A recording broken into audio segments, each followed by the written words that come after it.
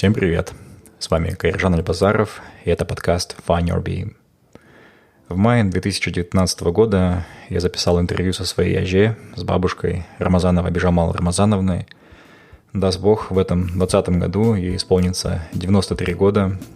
Жизнь Бижамал Рамазановой – это отражение истории Казахстана в ее почти весь советский период, а также новейшей истории молодой республики. Она родилась 21 июня 1927 года в селе Кызылагаш Копайского района Талдыкурганской области. В трудный 1942 год, во время Второй мировой войны, уже в 15 лет, ей предстоит стать учительницей в средней школе.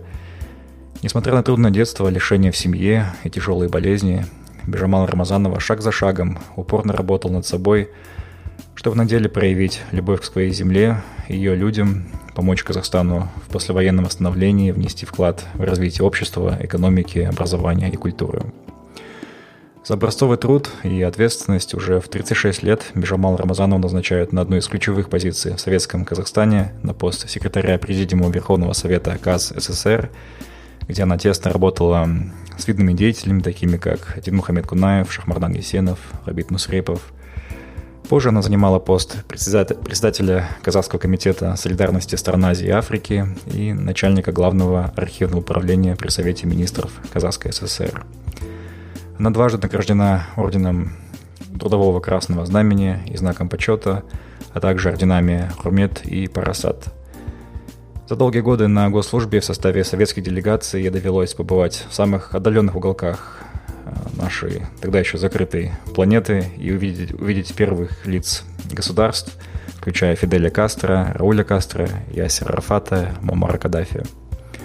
Будучи на пенсии, моя аже продолжала вести активную общественную деятельность. В 79 лет освоила компьютер и работала аж до 89 лет официально. Для меня моя бабушка – это эталон мудрости, искреннего патриотизма, стойкости, трудолюбия и дипломатии. Она меня многому научила и помогла многим казахстанцам. В этой серии выпусков было записано 5 эпизодов, чтобы охватить разные времена в жизни моей бабушки и истории страны. В этом первом эпизоде наша героиня расскажет о своем детстве и о ранней молодости, где застала Голощёкинский голод, ашаршылык и Вторую мировую войну.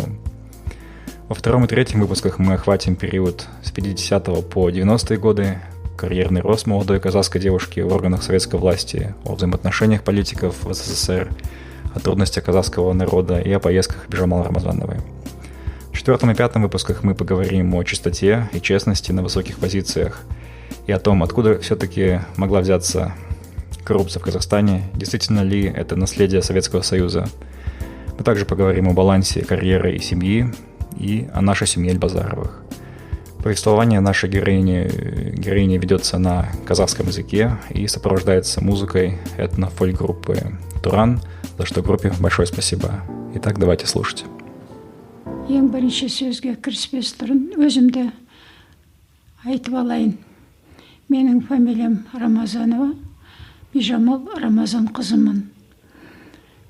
Қазіргі жасым 92 жас. Әрине, әр адамға берген уақыт Алланың өлшеп берілгені. Сондықтан бұл жас аз деп айтпаймын, онша көп деп те айтпаймын. Өйткені уақыт тез зымырап өтіп шығады. Әр адамның басынан балалық жақтан басталған өмір осылай созыла береді. Әке жағым кедей адамдардан болған. Кей уақытта біреулер мақтанады, біз сондай едік, бай едік деп. Әкешім неғыз қызметкер, жұмыскер адам болған. Бірақ менің әкем семьяда 5-6 ұл баланың ішіндегі еті тірі кісі болған екен. Ол кісі сол Қызылағаш деген Ақсу ауданы Алматы облысының Қызылағаш деген селосында тұрған. Сол жерден бер жағында Талдықорған қаласына келіп, орыс байларының қолында тұрып, орысша оқыған. Сонда Шывар деген жерде русско-казахская сельско-хозяйственная школа деген болған. 4 класстық. Соның 1-2 классына бітірген. Онда сол ақысыз бұлсыз келіп, бір байдың малын бағып, қойын бағып, жылқысын қарап, ат қосшы болып, көмектесіп сөйтіп жұмыс істеген. Сонымен аздап болса да ол кісі орыс тілін білген, арабша жазу білген, сондай көзі ашық адам болды. Енді мен туған жыл 1927 жыл Совет үкіметі келіп, байларды конфискация жасап жатқан кезде туыппын. Сонда сол Қызылағаш арқылы Ақсу ауданы жағынан, Алакөл ауданы жағынан байлардың барлығын сол жақтан бері қарай жер аударып басқа жаққа жіберіп жатқан кезде, ел сөйтіп шулап, улап, жылап, қоштасып жатқан кездерде туған адаммын. Өміріміз қиын болды. Өйткені ауыл шаруашылығымен ғана шұғылданатын әке-шешем бай адам емес, сондықтан сол өте орта қол өмір болды. Бірақ менің әкемнің кереметтігі сол болды. 3 жасымнан бастап мені сол қазақ тілінде шыққан кітаптарды алып келіп, соны мен дауыстатып оқытып, көршілерді жинап, кешке жақын майшамдау жинап отырады, ондай электричество деген жоқ. Көршілерді шақырып алып келіп, мына менің баламның дейтін, ол кісі менің қызым деп айтпайтын. Баламның оқығанын тыңдаңыздар, әңгіме тыңдаңыздар деп, сонда өңге мынау батырлар жөнінде, ғашықтар жөніндегі өлең кітаптарын алып келіп оқытатын. Сонымен мен кішкене көзім ашықтау болғандай болды. Енді өмірдің өзі содан басталып, 30-шы жыл 27-ден 1-2 жыл өткеннен кейін ашаршылық басталды. Ашаршылық Қазақстанға келген кереметтей бір қолдан жасалған ауыртпалық болды. Голощекин деген Москвадан жіберілген бірінші хатшы, қалайда екінші революция жасаймын Қазақстанда деп, бүкіл мал шаруашылығын құртуға, өйткені қазақтар тек мал шаруашылығымен шұғылданатын, өйткені техника жоқ. Анау суарылған жерді Ресей патшасының саясаты сондай болды. Су баратын жердің барлығын Ресейден келген адамдарға еріксіз соларға берді. Қазақтар буквально сусыз, отсыз жерде қалды. Сонымен малдан ғана шұғылданатын. Ал Голощекин келгеннен кейін енді колхоздастыру басталады. Барлығы бірге болады. Бір жерде боласыңдар. Бір жерде өмір сүресіңдер деп, сонымен көшіп жүрген адамдарды енді бір жерге орналастырамыз деп жинады. Жинағанда үй жоқ, көшіп жүрген адамдар, олар алып келіп сол саманнан кішкентай үйлер жасап, сонда тұрды. Қолдарындағы бар дүниесінің бәрін бірге орталыққа салды. Мен өзім соның көзім көрді. Не бар үйінде? Ара, күрек, солар нешейін алып келіп, бір жерге бәрін үйді. Біздің бәріміз осы енді қолымыздан келген деп. Машина, соқа деген елдің көбінде жоқ. Басынан сол мал. Оларды да бәрін алып келіп, жинап, кәдімгі бір жерге үйді. Соныменен жұмыс жоқ, ақша жоқ, басқа тіршілік жоқ. Алдар ел, сонымен 29-30 жылдары ашарлыққа ұрынды. Мен сол ашаршылықты көрдім. Ашарлықтан көргенім сол, біздің үйдің есігінің алдында келіп, бұрын бірге жүрген адамдардың жығылып жатқан, мына кісі кетіп қалды деп жатқан, соны естідім. Бірақ он бала кезім ғой, мен онда қорқуды білген жоқпын. Өлді, апарып көму керек дейді. Сондай қиындық болды. Ал енді бұл өзі қазақтың жартысы қырылды. Енді қарап жатқан, оқыған қазақтардың бәрі Ленинді де, Сталинді де көрді. Олардың алдына да мәселелер қойды. Алаштың ардақтарларының бәрі сол Қазақстанды қалай жөндейміз деген адамдардың бәрі тіршілік жасады. Оқуға түскендері болды. Сол кездерде мысалы оқуға түскен адамдар өсіп шығып, бірнеше белгілі адамдар болды. Қазір айта алмай отырмын. Талдықорған облысынан сол бізге жақын жерден Тыныштықбаев деген кісі темір жолдың институтын бітіріп келіп, осы темір жолды салып, Түрксіб Сібір жолын қосылған жерін шешкен сол адам. Сол сияқты әрбір саладан, өмірдің саласынан солай жұрт тіршілік жасады. Бірте-бірте өмір өзгере бастады, колхоздастыру болды, совхоздастыру болды. Менің әке шешем туған жерден ертерек кетіп қалды. Ол кетіп қалғанына себеп тек қана семья жағдайы болды. Менің әкем көп ағайынды болған.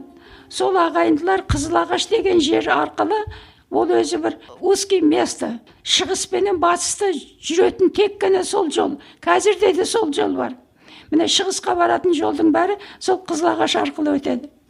Сонда Анненковтың армиясының барлығы шығысқа қарай кетіп жатқанда, сол жолмен жүрген уақытта, анау жолда жүрген адамдарды, ақтардың адамдары: сен кім жақсың? Қызыл жақсың ба? Жоқ, ақтар жақсың ба? Ақ деген белогвардейцы. Или қызыл жақсың ба? Жоқ, қызылдар жақсың ба? Біреу айтады екен: оның бәленде ол қызыл жақты жақтайды. Аққа саған жақпайды, сені ол қарсы десе атып жібереді екен. Сөйтіп сондай атуменен бір рет, неше рет өтеді. Қызыл да өтеді, ақ та өтеді. Бәрі сол Қызылағаш арқылы өтеді. Бірде олар болады, бірде бұлар болады. Сонымен бұлардың, менің әкемнің 3 бірдей ағалары сол жерде атылып кетеді. Мұны ол кісі білмейді, ол кісі қапалда жұмыс істеп жүрген кез екен. Соғыс бітіп, енді елге қайтып, не болып жатыр деп келгенде, сол 3 бірдей ағасын тауып алып, менің әкем өмірім менің бітті осыменен деп күңіреніп, шашының бәрі жап-жас, 40-қа жетпеген адамның шашы ағарып, сол жерде өте қатты қиналады. Соныменен енді сөйтіп жүргенде, менен кейін, менің алдымда 3 баласы ол кісінің қайтыс болады. 4-ші мен келдім. 2 бала қайтыс болады, 3-ші мен келдім. Менен кейін ұл бала туды. Ол баланы мен көрдім. Баласы 2,5 жасқа шейін мен кішкене үлкендеу болып айналамда отырды. Өйткені әкем де шешем де жұмыста. Оларға жерді өлшеп беретін. Олар жерді қазатұғын. Бәлен сотық жерді сен орындайсың деп. Сонымен бізді есікті жауып кететін, суды бір нәрсені қойып кететін. Сонымен біз солай тұршылық ететін едік. Сол бала қайтыс болып кетті. Сол бала қайтыс болғаннан кейін әкем мүлдем айтты: мына менің өзім туған жерім маған жақпады. Мен енді қайтам, 7 адам осы жерде тұрған едім. Енді мен жалғыз қызымды алып кетем бұл жерден. Басқа жаққа кетем, маған бәрібір қайда барсам да жалғызбын деп, сонымен мені алып кетеді. Ол кісінің бір өте кішкентай арбасы болды. Сол арбаға отырғызып, шешем үшеуміз Ақсу ауданы, Қапал ауданы болатын, содан Гвардия ауданына келдік. Сол жерде менің әкемнің апасының баласы болған екен. Сол бала сол жерде орналасқан екен кезінде, ел көшіп жүрген ойда. Сол айтып, менімен бірге болыңыз енді деп алып келген. Ол байқұс сосын 41 жылы соғысқа кетіп, ол қайтыс болып кетті соғыста. Сол жерге келдік. Жұмыс жоқ, ешнәрсе жоқ. Ана Трудовик деген колхоз болды, Алтынемел деген жерде. Гвардия ауданы дейді, ол кезде Қоғал ауданы болатын. Сол Трудовик колхозы орыстар орналасқан жер екен. Өйткені судың жағасы жақсы, бөлеймен сондай жер. Орыс адамдар кіріспейді, уже кіріс алмайды. Сонымен ары бері іздеп жүріп, ет сүт совхозы болды. Кировский совхоз имени Кирова деген, Гвардейского района, Кугалинский район, тогда был еще Кугалинский район. Но папа нашел, сол жерде барып, жұмысқа орналастырғанда, соны айтыпты: жарайды, мал шаруашылығымен шұғылданамыз, әйеліңізге жұмыс табылады деп. Сонымен шешем доярка болып, әкем мал бақты, сиыр бақты. Сол жерге келіп орналасып, содан біз кішкене өмір көрдік. Әйтеуір көшіп жүрдік, елмен бірге жүрдік, елдің алдында тұрдық дегендей. Міне осы кезде мен мектепке осы Гвардия ауданында бардым. Менің мектепке дайындықпен бардым. Орысша, қазақша әйтеуір 10-ға шейін цифрды білемін, алатын қосатынды білемін дегендей, жазу білемін. Сондай кішкене дайындықпен бардым. Мен кішкене класстан классқа өтіп отырдым. Жақсы оқыдым. Бірақ менің өмірімде мен әке шешемнің қолында тұрып, общей сложности 2 жыл бірге оқымаппын. Мектепті мен оқығанда 2 жыл ең болмаса бірге тұрмаппын әке шешеммен. Мен постоянно әкем бір орысты барып жалдайды, оған сол малын апарып береді, үйтеді, бүйтеді. Сол жерде мектепке мені соны орналастырады. Сонымен арамыз 12 километр жер. Оған енді суббота күні мектептен үйге келу керек. Соған әкем маған есек жалдады. Есекті пятница күні алып келіп қояды.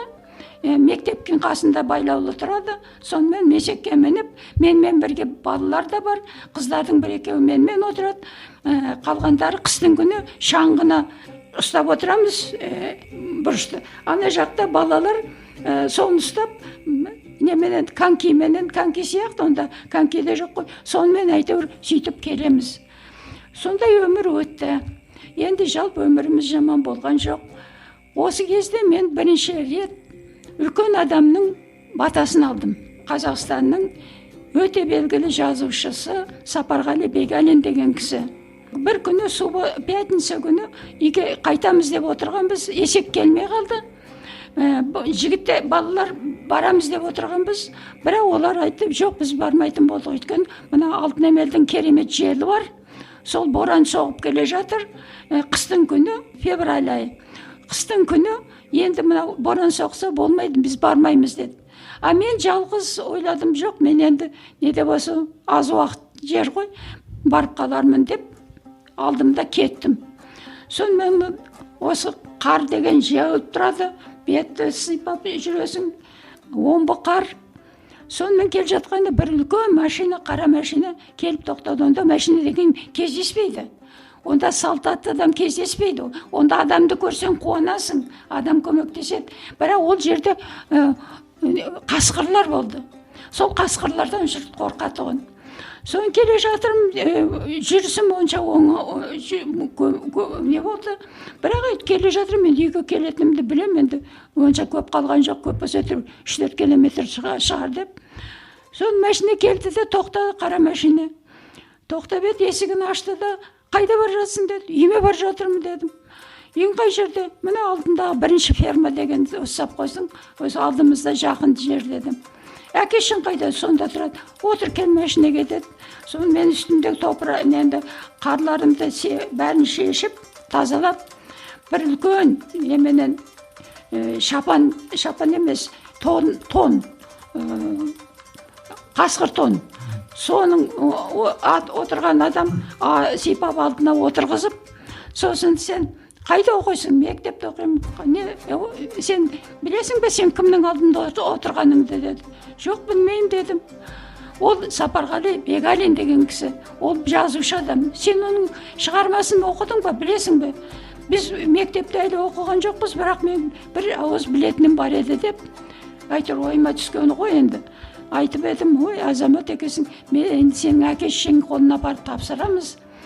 Сен бұлай етіп жіберуге болмайды. Мен жерде қасқыр жүретін кез, қазір қап-қараңғы қалай болады ол деп. Сонымен мен үйіме келді. Әкем үйде жоқ екен. Барачный бір бөлме кішкентай. Шешем жаңа ғана келіпті. От жағып жатыр екен қазанға. Соны әкесі қайда деді. Әкесі әлі келген жоқ деді. Ал енді мына балаларыңыз, қызыңызды қолыңызға тапсырдым, әкесіне айтыңыз. Енді бұлай жіберіп тұрма, бүйтпесін. Мына обал енді мынау деп сөйтіп, ал бала, мен сен бақытты бол деді, кетті. Оны мен кейін білдім, ана құлағымда қалды, Сапарғали Бегалин екен. Мен ол кісімен тек қана кейін араластым, Алматыға келгеннен кейін. Міне бір жақсылық көргенім осы өңірімде қалғаны, өйткені кереметтей сирек ауданда сирек келетұғын жүретін Алматыдан келген машинаның біздің үйге келіп, Рамазанның үйі қайсы деп сұрап, көршілерден соны сұрағаны ертеңінде вообще пошла легенда. о, мына Рамазанның қызын машина алып келіп үйіне әкеліп тастады деген. Это было вообще какое-то вдохновение. Бірақ мен оны онша сезген жоқпын, но я ухом слышала, как женщины говорили, бұл жақсы әдет қой, бұл жақсы жағдай ғой деп отырған. Ну вот мен мектепте общей сложности жақсы оқыдым, бірақ әрбір жаңағыдай үш жылдан ба артық мен мектепте әке шешем қолында тұрмағандықтан я ощутила эту трудность, как жить в чужих семьях, қалай приспособиться етуге, не істеуге. Сонымен мен ауру бола бердім. Мен барлық өмірде бар аурудың бәрін, ветрянка дегеннен басқа аурудың бәрін өткізген адаммын. Енді сонымен әйтеуір аман есен жаным қалды. Сонымен мектепте жаман болған жоқпыз. Әке шешем әлгінде жұмыс істеді. Менің әкемнің бір кереметтігі сол болды. Мен 3-ші класты бітіргеннен кейін әкем мені қолын ұстап Алматыға алып келіп жүрді. Алматыға келу деген енді керемет қиын дүние. Соны алып келеді осында. Сен айналайын осы қаланы көруің керек, сен қалада тұруың керек деп айта береді. Оны қаланың екенін де мен білмеймін ғой. Соны алып келеді, бір кинотеатрдың алдына келіп билет алады да, о кісі мені отырғызады да, өзі далада отырып мені күтеді. Мен ананы көріп отырамын, әйтеуір елмен бірге. Соны шығамыз, сосын ол базарға апарады, мені киіндіреді. По последнему слову дегендей. Сосын мен сөйтіп ауылға келем. Енді бір рет келгенімде маған сағат әперді. Ол сағаттың үстінде паровоздың суреті бар еді. Оны мен жоғалтып алдым. Әкеммен бірге келе жатып, машинаның арбаның үстінде жоғалтып алдым. Оны іздедік, таба алмадық. Жарайды, барсын, мейлі барсын деді әкем. Маған велосипед әперді. Велосипед әйелдің велосипеді жоқ, ер баланың велосипеді. Оны мен бірге тұратын, мен бірге кішкім жоқ қой, мен жалғызбын. Маған мынаны көмектес, мынаны айт, мынаны не болады, дұрыс бола ма, мынау бұрыс бола ма деген ешкімнен ешнәрсе естімеймін ғой мен. Я своей собственной головой. Вот где упала, где пропала, где встала, где говорила дегенде бәрі в собственном смысле жүріп жатты. Сонымен велосипедтен жығылып, тіземнің бәрін жаралап, әкем келіп көмектескен болады, қашанғы жүреді. Сөйтіп велосипед үйреніп алдым. Сонымен мені әкем мені ұл бала ретінде ұстады. Мен атты қалай ерттеу керек, шананы қалай жөндеу керек, арбаны қалай ремонт жасау керек. Оның бәріне бірге, әкеммен бірге отырып, кәдімгі инструменттерін апарып, беріп, сөйтіп отыратын әкеме сондай жақын болып өстім. Енді соғыс басталып кетті. 41-ші жылы соғыс басталды. 42-ші жылы 9-ші класты бітірген кезіміз, мен бір жақсы адам таптым өзіме, дос, қызды. Ол қыз әкеммен бірге оқыған кісінің қызы. Әкеммен таныстықтары болып, Шанқанай мектебінде, Шанқанайский средний школа деген қазірде бар. Сол жерде тұрады екен. Оның баласы директор школы екен. Соны әкем танысып, ана директор школыменен сол мектепте мен ана қызбен таныстым. Ол ананың қарындасы, Зағия деген. Бір үйімізге, екеуміз бірде оның үйіне, бірде біздің үйге келіп жатамыз, бірге оқимыз. Ну, такие стали просто родные люди. Сонан кейін ағасын директор школды армияға шақыратын болды. Армияға шақыратын болғанда ол айтты, енді сендер 10-ші класты бітіресіңдер, анда институтқа барасыңдар. Оның бәрін соғыстан кейін қалдыр. Өзінің қарындасын айтты. Сен біздің үйдегі үлкенсің, жұмыс істей алатұғын. Ал енді Бижамалдың әкесі соғысқа бара алмайды. Ол кісі барам деп барды ғой, неше рет военкоматқа барды, жасың үлкен деп қайтарды. Сонымен енді Бижамал қалады, сен енді жұмыс істеуге тырыс деп объявление бар екен. Алматы облысының Түрген педучилищесінің жанында двухмесячный курс бар екен по подготовке преподавателей деген. Соған сен барасың, Зағия, сенен соған дайындал. Мен барам енді, мен кетем деді. Жоқ, сен барсаң мен де қалмаймын, мен де кетем. ай сенің әкең бар ғой, шешең бар, сен күтіп ал. Мен айттым, еш нәрсе етпейді, мен қалай мыналарды ешкімді білмеймін, давай бірге. Сонымен екеуміз курсты барып 2 ай оқыдық тұрғанның. Алға отличноға бітірдік. Бізге курсовой методпенен оқиды кетеді. Кішкентай ғана по методике преподавания әйтеуір қалай отыру керек, қалай тұру керек. Немножко психология балаларға қалай, ең болмаса сол жағына отырғызып, күн түспейтін жағына отырғызу керек. Ну, в общем, такие элементарные вещи. И қазақсы язык, литература. Содан біз 2 ай оқып, қолымызға кәдімгідей свидетельство алдық. Отметкалары бар. Сонымен енді уже мы преподаватели начальных классов. Сосын менің әке-шешем білмейді мен кеткенімді. Ол кісі ойлаған мен Алматыда оқып жүр деп. Мен тұрғанда педучилищені бітіріп, соны үйге келдім. Үйге келіп, мен осылай мұғалім болдым. Балам, неге айтпадың? Біз 2 ай әбден зорладық қой. Әйтеуір кейін естіп қалдық, әйтеуір аман екеніңді білдік деп. Сосын сол Шанқане мектебіне преподавателем нас устроили. Ол кезде ең болмаса 15 минут қалмау керек айтқан уақыттан. Бізде сондай тәртіпке үйретті. Әрбір нәрсенің 15 минутсыз ең болмаса ерте бару керек. Өйткені сот болды бізде. Бізге 10 минут қалған уборщицаны соттаған кез болды. Қиын жағдай енді. Соғыста жұрт өліп жатыр, сендер тәртіп бұзасыңдар, неге кешігесіңдер? У нас военный порядок, өмірде де военный порядок деп, мы уже привыкли к этому военному порядку. Сонымен мен мұғалім болып шықтым. Өзім 15 жастамын. Маған, конечно, қазір өзімді ұяламын да, қалай мен мұғалім болғанымды. Әйтеуір сабақтарды білетін едім. Дополнительный учебниктер жоқ. Бірақ әйтеуір сол пределах того әйтеуір білгеніміз. 1-3 класты қатар отырғызатын балалар мектепте аз болды. 1 класс, 3 класс, 2 класс, 4 класс, сөйтіп параллельный 2 класстан отырдық. Сонымен сентябрь, октябрь, ноябрь, декабрьдің каникул бола берген кезінде әлі болған да жоқ. Рамазанова назначается преподавателем Каракемерской неполной средней школы.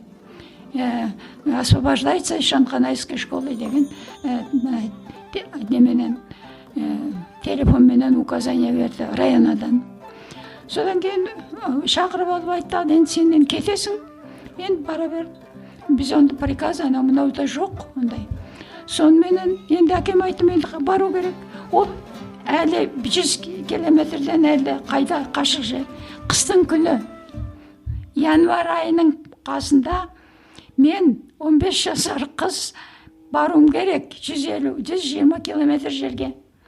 Әкем мені қолымнан ұстап алды да, жарайды, барамыз, бірге барамыз. Ол кісі маған ат берді, өзі есекке мінді. Екеуміз салып отырып, сол 100 километр жерді өтіп, районаға бардық. Районаға барғанда әкем барады, мен есінанда тұрам. Өйткені білмеймін еш нәрсені. Барып, сонан кейін приказды қолына алып, ал енді кеттік. Ар қарай тағы да бір 20 шақты километр. Сөйтіп, мен қыстың көзі қырауда келдім. Қар көп, анау таулы жер, мектеп жағылмайды. 10 жасқа келген ол балалар жоқ мектепте. Они уже самостоятельные были люди, 10-летние мальчики. Даже шабан болып кетті. Қыстың күні сол малменен бағып. Сондай жерге келдік, қыздар көбірек. Бірақ қыздар сол оқытамыз енді түске шейін. Түстен кейін бәрібір жұмыс істейміз. Түнде отырып қыздар тоқиды. Армияға подарка жасаймыз. Носки, қолғап. Сосын қыздар мына қалған материалдарынан тігеді, тоқиды. Тез возвращайся, будем ждать деп жазады. Соның бәрін посылкаға жібереміз. Ал енді тыл деген болмаса, бұл соғыс аяқталмайтын еді осылай. Тыл деген бірге ұстап тұрды ғой.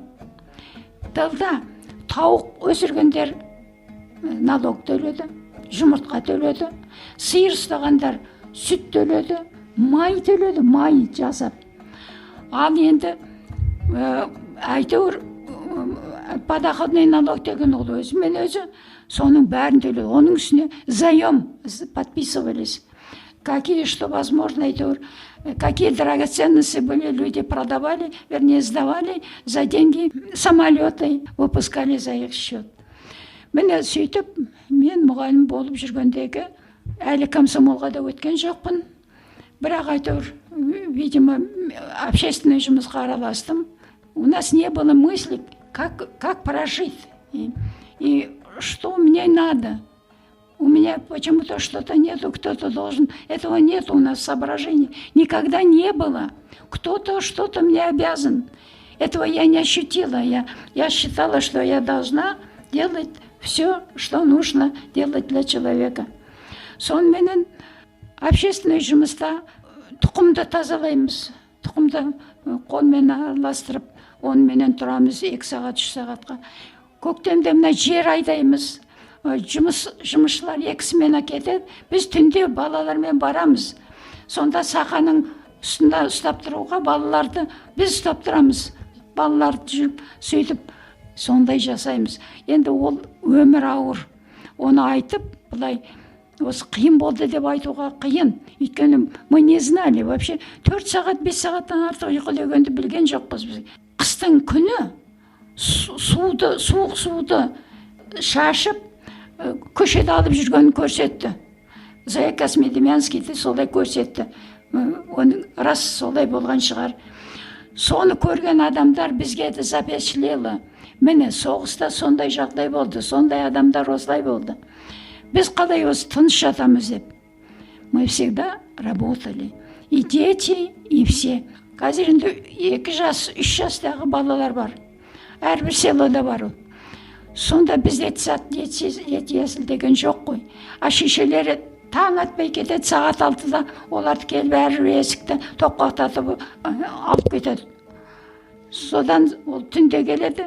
А жаздың күні неге алып кетеді бригадаға. Онда вообще жұмыс күні түні.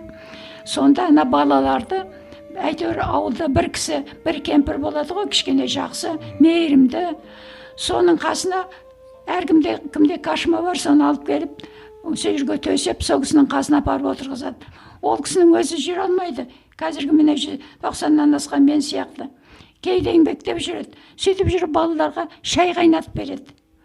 А шай деген ол кезде біз жоқ қой, шай деген мы не понимали. А мына природа өсіп тұрған шайды алып келіп, содан қайнатып, сөйтіп береді. Сондағы балалар 2 жас, 3 жастағы, 4 жастағы балалар сол бабушканың тәрбиесінде отырады ғой, міне жаздың күні әсіресе үлкен бір қорада болып отырады. Бірмен бір ұрысу деген, төбелесу деген жоқ. Тамақ ішпедім, қарным ашты деген жылап жатқан бала жоқ. Ну вот, вся такая была атмосфера, чистая, преданная. И все думали, қашан соғыс бітеді, қашан соғыс. Ол соғыс 4 жыл болды ғой, ойбай-ау. 4 жыл деген ол бір күн емес, бір ай емес. 4 жыл бойына жұрт. Сколько чего могли, что было вынести, все вынесли. Это было такое тяжелое время. Люди, например, мы, девушки, не знали, что такое одевать новые вещи. Что можно перешивать, особенно моя мама могла из того, из другого, третьего что-то делать. У меня какие-то были одежды. И самое красивое было то, что мы марли, если попадали однослойные, мы его накрахмалим, он становится такой непрозрачный. Это было наше бальное платье, что называется. Но бал мы не знали, не понимали.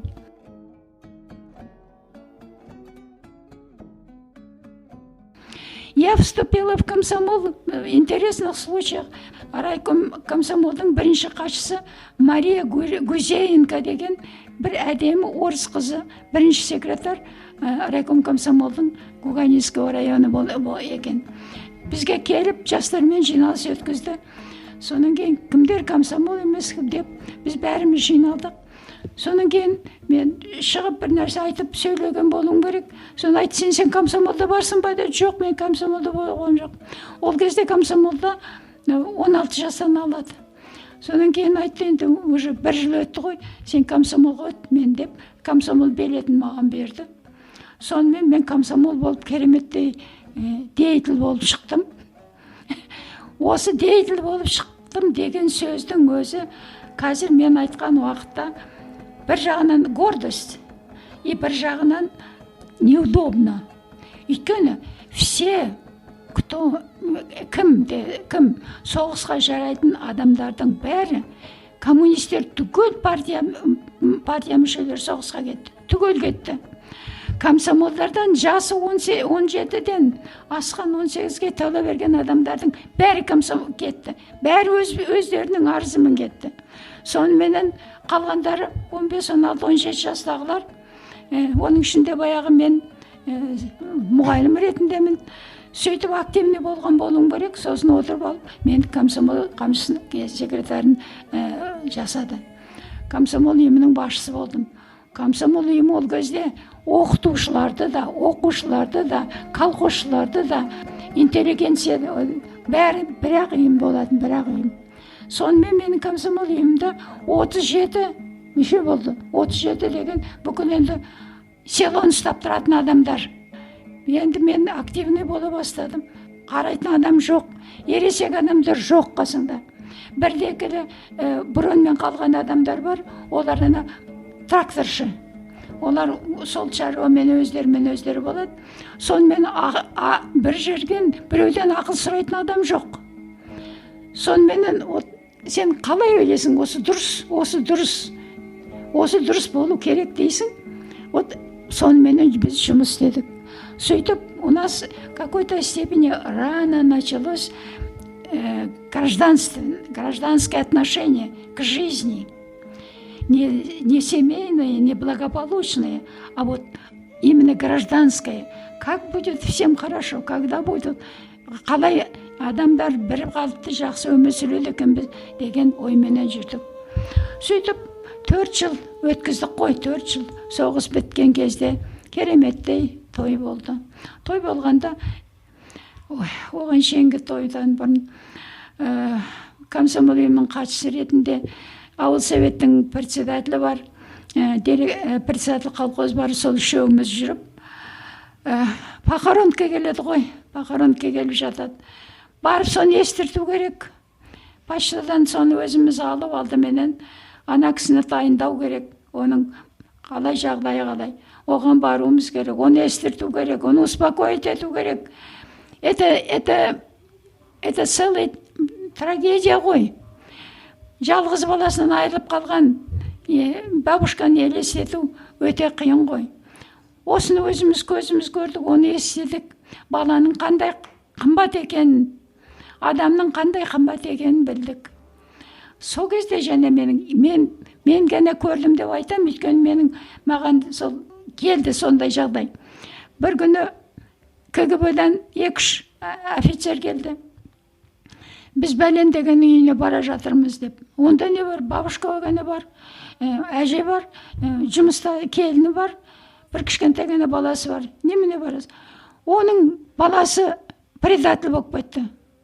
Сондықтан біз ол предательдің үйіне барып, үйіндегі барлық мүліктің бәрін тәркілейміз.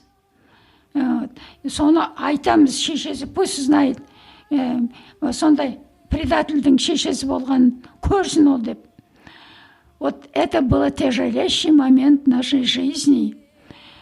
Соны айтқан уақытта анау әженің қалы, жалғыз бала, келіні отырған, анау кішкентай бала, 2 жастағы бала жылап отырған. Сонда мынау үйіндегі бар дүниесінің бәрін, қасық, шәйнек, кашма, анау мұнаудың бәрін жазды. Үйінде барын. Үйінде не бар? Түкте онша жоқ. Оған баға қойды өздерінше. Соның бәрін алып, сдавать етті, магазинге. Біреу келсе, сатыңдар деп.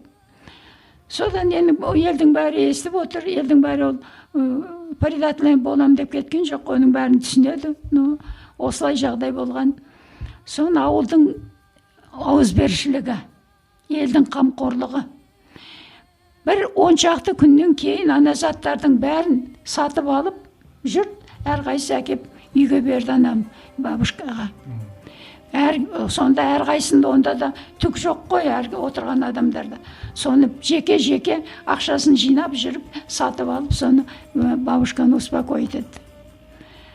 Оның қандай жағдай екен, қалай қолға түсетін, қалай неміс фашистері оны қалай екен, ол белгілі ғой. Ол кейін белгілі болды. Бірақ осындай требование қатты болды. Осындай қиындық болды. Біздің қиындығымыз сол. Мынау колосья бар ғой, кәдімгі өсіп тұрған өсімдіктен қалған бұтақтарда пшеница бар, тары бар. Тары менен сол бидай. Соның колосогынан теріп алуға рұқсат болмады ғой. Соны теріп алған адамдар сотталды ғой. Ол енді жалғыз ана жерде бірде екіде тұрған дүние ғой. Ал енді осындай қиындық болды, оның бірақ тәртіп болды. Елде тәртіп болды. Ел тек қана соғыстың бітуін күтті. Сонымен елде басқа ешқандай ешкімде ой болған жоқ. Соғыс бітсін, соғыс бітсін, соғыс біткен күтеміз. Басқа ешқандай әңгіме болған жоқ. Енді соғыс бітті ғой. Соғыс біткендегі жағдай. Жұрт деп, рас бөтірік пе деп жатыр. Балалары келмегендер жылап жатыр. Балалар әйтеуір похоронға келмегендер қуанып жатыр. Енді инвалид болып келгендер келді. Біреуінде бір көз жоқ, біреуінде бір аяқ жоқ, біреуінде екі аяқ жоқ, біреуінде бір қол жоқ. Арық, ауру адамдар. Міне солар келгенде жұрттың соларға деген көзқарасы қандай болды. Сол ер адам келе жатқанда соны қай келіншек алар, қай келіншек соны қайтсем соны мен күйеу қылып алар екем деген ойда болды. Өйткені тұрмыс құрғанына 2 ай болған адамдар іші баласында қалып, соны көрмеген әкелер кетті. Ал енді сол әйелдер байға тимей қалды. Мен бір осы жуырда сөйлеген сөзімді айттым. Балалар, волонтерлар, сендер қазір біреу 80-нен асып, 80 мен 90-ның арасындағы кемпірлерді қараңдаршы. Бұл нағыз бақытсыз адамдар. Бұлар күйеуге шыға алмады. Адамдар болмады, бәрі кетіп қалды. Жалғыз қалды. Бүгінде де жалғыз. Ешкімі жоқ. Сен осыларға қараңдаршы балалар деп айтқаным бар. Міне осындай да адамдар болды. Ал сонда біздің керемет қыздар, жас әйелдер, сол біреудің көзі жоқ, біреудің аяғы жоқ болса да, соларға тұрмысқа шықты. Сөйтіп Қазақстанда балалар көбейді. Балалар деген өмірдің қызығы. Баласыз өмірдің қызығы жоқ. Вообще барлық дүние келеді, кетеді. Қалатын тек қана бала. Бала сенен туған бала, баладан туған бала. Осы ғана қызық. Адамдар сол кезде білген ғой сонда. Мейлі, көзі жоқ болса бір көзі бар ғой, жетеді. Бір көз бір басқа жетеді деп айтатын, күліп жүретін. Бәрі күліп отыратын сон. Біреуде көз жоқ, біреуде аяқ жоқ. Қалжыңдасып отыратын, сөйлесіп отыратын. Міне сондай уақыт болып, жұрт осылай соғыстан кейінгі өмірді жандандырды. Мінеки соғыс осылай аяқталды. Соғыс аяқталған кезде мен селода жүрген кезім ғой. Районадан телефонменен хабар келді. Сізді оған шейін Алматы облысынан Талдықорған облысы болып шықты. 45-ші жылы Талдықорған облысы құрылды. Содан кейін Талдықорған облысының мен өз комсомолда жүрмін ғой енді. Райком комсомолда мүшемін. Сол обком комсомолға делегат болып сайландыңыз деді. Оған мен бара алмадым. Салтатпенен тағы да 150 километр бару керек. Салтатпенен шығып едім, жердің асты мұз болады тұғын. Үстінде су. атым жығылып, су болып, үйге қайтып келдім. Үйден бір 1 километрдей жер жүргеннен кейін атым жығылды дағы, мен өзім су болып қайтып келдім. Сонымен мен делегат болып қатыса алмай қалдым. Бірақ мені кандидат етіп сайлап қойыпты. Сонымен енді соғыс біткен кез ғой енді. Телефон звондайды, сізді обком комсомолға шақырып жатыр. Оған облананың бастығының менен обком комсомолдың хатшысының екеуінің телеграммасы бар. Сізді Талдықорғанға обком комсомолға жұмысқа жіберуге деген. Соған барасыз деді. Әке шешем баяғы арбасына отырып алып, енді Талдықорғанға тарттық. 150 километр. Сонан келдік. Мен өзім әлде қандаймын, уже мүше болған жерде, уже 18-ге толдым, мен кішкене әр нәрсені түсінетін жағдайға келдім деп жүрдім. Обком комсомолға келіп, сөйлесіп былай отырғаннан кейін, сіз орыс тілін қалай білесіз деді. Мен айтам, әйтеуір аздап қана білем, мен бірақ қазақ тілін әдебиетін. Соң ЦК ВЛК-сынан бір әйел келді, командировка Москвадан. Ол кісі сөйлесін сізді қызметке алуын. Она начала со мной говорить, мен орысша жауап беріп жатырмын, родовое окончание деген жоқ менде. Сонымен ол кісі басын шайқап отырды. Онан кейін бір уақытта жарайды деді, үндемейді. Жарайды, кейін айтамыз дейді. Ертеңіне бардық, кейін айтамыз дейді. Бірсі күні бардық, әкем бірге жүреді мені. Ол кісі алдымен барады. Сосын ана есікке кір дейді, мен онда барам. Сонымен жарайды дейді. Сонан кейін бір күні обком комсомолдың хатшысы айтты, сіз орыс тілін жөнді білмейді екенсіз, бір телеграмма составить етіп көріңізші. Біз енді осы жерден телеграммамен сөйлесеміз ғой, аудандармен деп. Жарайды. Bir tekst verdim. Orşa. Geldim жаздым. Orşa вроде ничего. Сосын айтты, мені қалай телеграммен жіберуге болады? Мен жазып қойдым. Жоқ, мұның несі бар, методы бар. Қалай телеграммен бүйтіп беруге болады? Ол точка деген болады, запятой деген болады, тере деген болады. Оны қалай? Білмеймін, оны мен көрсетіп қойдым. Оны ТЧК дейді, ЗПТ дейді. Оны сіз білмейді екенсіз ғой, ТЧК дегенді білмейді екенсіз ғой. Двоеточиені айтады, онсыз болмайды деді. Мен үйренетін шығармын деді. Сөйтіп мен бір ай жүрдім. Мені жұмысқа алмайды. Мен әкем айтам, ағау не істеймін? Мен ана жақта жақсы бастық болып өзімше жүредім. Мен жерге келіп түкке жарамай қалдым. Енді мейлі комсомол болмасам болмай-ақ қояйын. Онда мұғалімдік жұмыс іздейік деп. Сонымен әкемнің баяғыда оқыған сельское хозяйственный школасының жерде орта мектеп болатын, соған бардық. Айтты, ол алуын аламыз, бірақ қазір ставка қазақ тіліне әдебиетінде жоқ. Басқа предметтерге бар енді, бірақ әзір жоқ. Жартылай ставка болады, мейліңіз келерсіз деді. Сосын сөйтіп жүргенде обком комсомолдан бір күні хабар келді. Келіңіз енді алайық деп. Келіп отырдым. Содан кейін сол ТЧК мен ЗПТ-ні бастадым. Орыс тілін оқыдым. Мен енді оқитын жерімде жоқ. Менің оқитын тек қана Казахстанская правда, социалистік Қазақстан деген екі газет бар, республиканский. Сол екі газетті аламын, выписывать етемін де, сол бойынша мен перевод жасаймын. Білмейтін сөзімді біреуінен оқимын, біреуінен аламын. Сөйтіп жүріп орысша кітап оқыдым бірінші рет. Проделки Қожа Насреддина деген. Өйткені маған оның тексті белгілі ғой енді қазақшасы. Сөйтіп жүріп әйтеуір қазақшаны түсіндім. Екі үлкен кәдімгі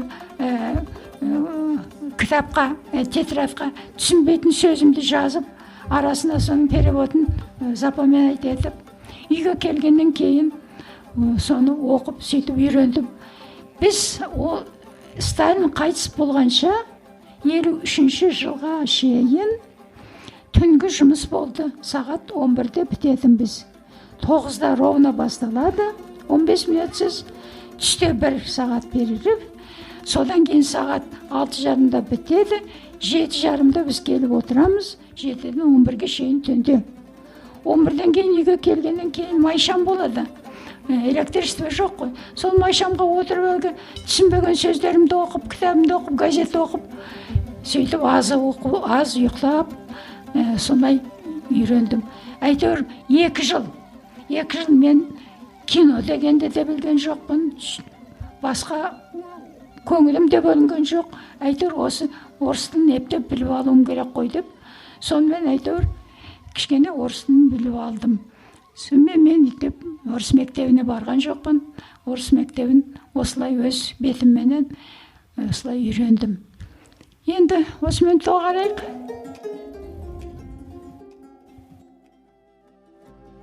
Біз өзімізді және өмір сүріп жатқан қоғамды түсіну үшін әңгімелесеміз. Мақсатымыз адамдардың өзіне деген ілтипатын арттыру.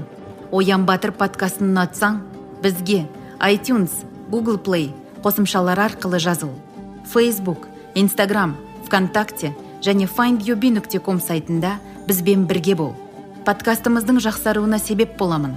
Өзгеге көмектесемін десең, iTunes'та өз пікіріңді қалдыруды ұмытпа. Назарыңа рахмет.